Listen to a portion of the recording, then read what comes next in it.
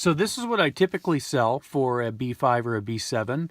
The overall width of this roller is 53, a little bit more than 53 millimeters. The spacing on what you have at home is 50, where it comes across the roller. So anything greater than 50 is going to work because the tension of the strings are going to keep them from falling off the edges. I wanted to show you that if you place the roller in here, it looks substantially smaller. But what you have to account for are the riser posts, and in this case it's slightly loose, but you also have to keep in mind that the edges of this casting are much wider than where the axle actually goes through in the middle here. So I'll install this in just a second, but first off I wanted to show you the one that I built for you.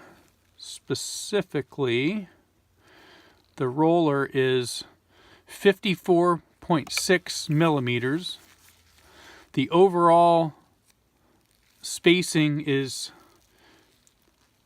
50, right around, if you can see that, 56.87, depending on how hard you press the caliper.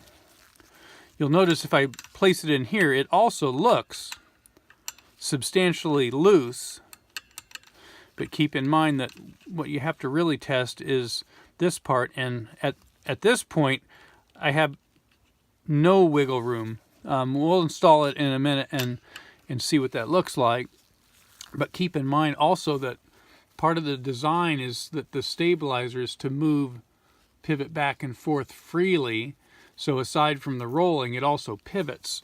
I'm afraid that this one may not have that nice pivoting action, but even if it's tight, once you get it in the right location, it should be okay. Another point is, I imagine that the castings on these Bigsbys are not exactly exact from one to the other. So if your casting is just a little bit looser, well, this might be the ticket. So take a look at this. So this is what I typically sell once it's installed, and you can hear, perhaps you can hear it, that there's just ever so slight movement between the casting, because keep in mind where it's actually attached is narrower than what we were just looking at before. Also, with the string pressure released, it pivots and it rotates smoothly. So the gold one that I built for you it's tight, very tight, and the pivoting action is not free.